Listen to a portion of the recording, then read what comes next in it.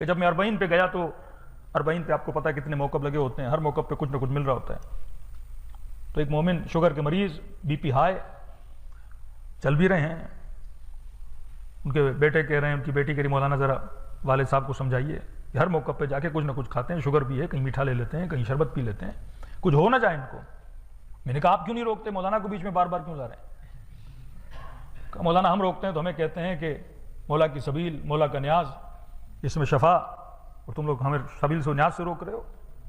تو میں نے کہا میں جا کے روکوں گا تو کل فتویٰ لگ جائے گا مولوی مقصر ہے، ہاں یہ نیاز کا دشمن۔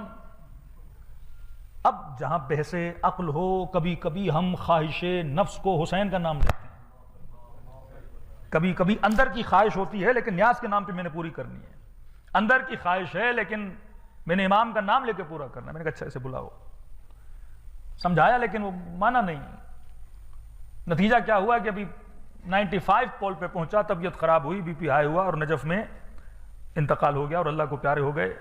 گاؤں میں سب کہہ رہے تھے امام حسین نے بلایا ہے۔ میں نے کہا بھائی مولا حسین کوئی ہمیں مارنا چاہتے ہیں، پھر ہر نماز میں دعا کیوں کرتے ہیں خدا لمبی زندگی دے، لمبی مولا تو ہمیں طول عمر دینا چاہتے ہیں تاکہ تو ہر سال کربلا آئے، ہر سال حج کرے، ہر سال عمرہ کرے، ہر سال نیکیاں کرے۔ مومن جتنا لمبا جیے گا اتنی نیکیاں کرے گا۔ یہ نہیں اگر حتمی موت وہاں پہ لکھی ہوئی کسی مومن کی، وہ موت حتمی ہے، لیکن اگر میں خود کو ہلاکت میں ڈال رہا ہوں، جبکہ ایک چیز مجھے پتا ہے کہ میرے نقصان میں لیکن کرے جا رہا ہوں۔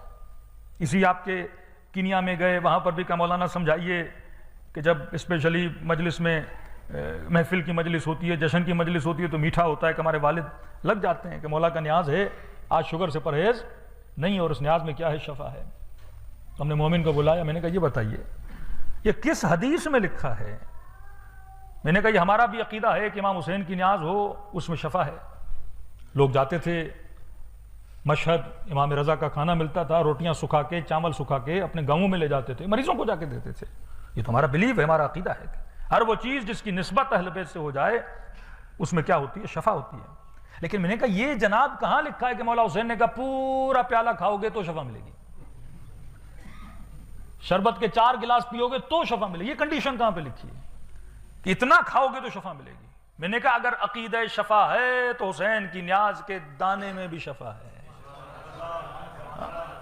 اگر نیت بندے کی اچھی ہو نا کہ میں شفا کی نیت سے کھا رہا ہوں، اتنا سا کھاؤ تو اس میں بھی کیا ہے؟ شفا ہے۔